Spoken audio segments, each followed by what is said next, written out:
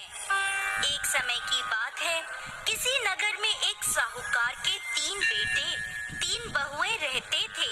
साहूकार की सबसे छोटी बहू बहुत सुशील और संस्कारी थी।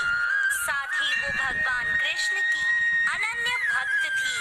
सावन के महीने में साहूकार की दोनों बहुएं रक्षाबंधन के त्योहार पर अपने अपने पीहर जाने की तैयारी करने लगी। सुबह जल्दी उठकर घर का सारा काम करने लगी तो छोटी बहू ने पूछा, क्या बात है दीदी, आज इतनी जल्दी जल्दी काम क्यों कर रही हो?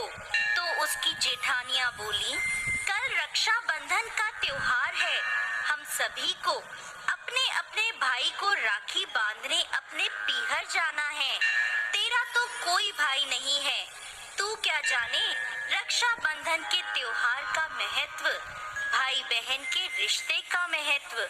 छोटी बहू को ये बात बहुत बुरी लगी और वो भगवान श्री कृष्ण की प्रतिमा के समक्ष खड़ी होकर खूब रोई और बोली, यदि मेरा कोई भाई होता तो आज मैं भी अपने पीहर जाती।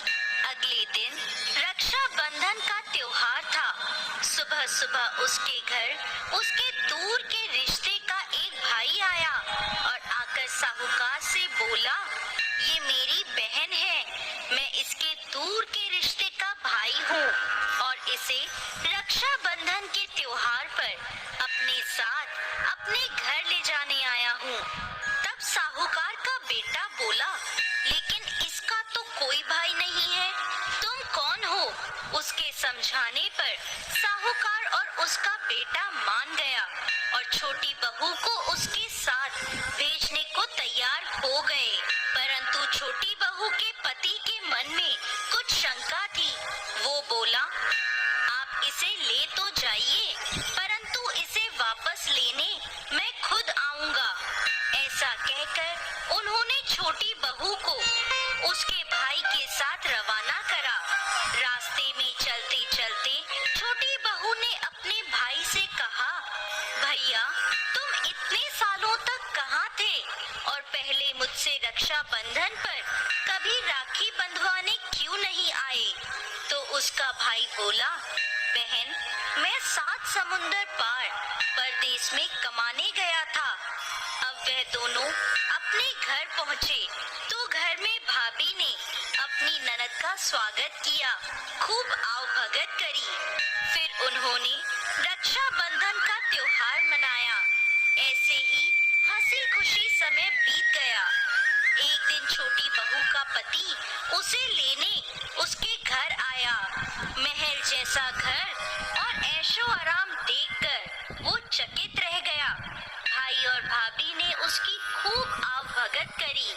अगले दिन सुबह सुबह भाई और भाभी ने उसे उसके घर के लिए रवाना किया। विदा करते समय उसे खूब सोना चांदी हीरे जवाहरात आदि दिए।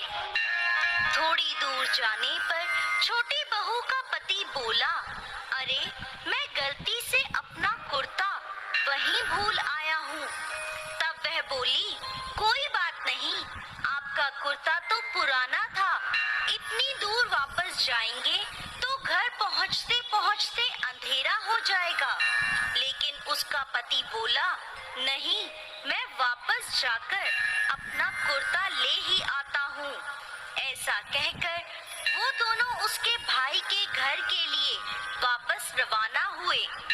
जैसे ही भाई के घर के पास पहुँचे तो वहाँ उन्होंने देखा भाई के महल नुमा घर की जगह एक पीपल का बड़ा सा पेड़ है और उस पेड़ पर छोटी बहू के पति का कुर्ता टंगा है। ये देखकर वो बहुत नाराज हुआ और अपनी पत्नी से बोला, ये क्या काला जादू है?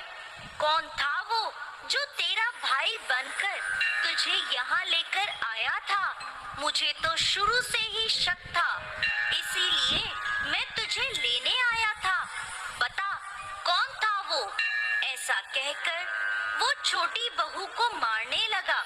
इतने में तेज प्रकाश के साथ भगवान श्री कृष्ण वहाँ स्वयं प्रकट हुए और बोले, मत मारो इसे, ये मेरी बहन है। हर साल रक्षाबंधन के त्योहार पर ये मुझे राखी बांधती आई है और अब मैंने इसका भाई होने का फर्ज निभाया है। इसे मैंने अपनी बहन माना है। छोटी बहू और उसका पति हाथ जोड़कर श्री कृष्ण के चरणों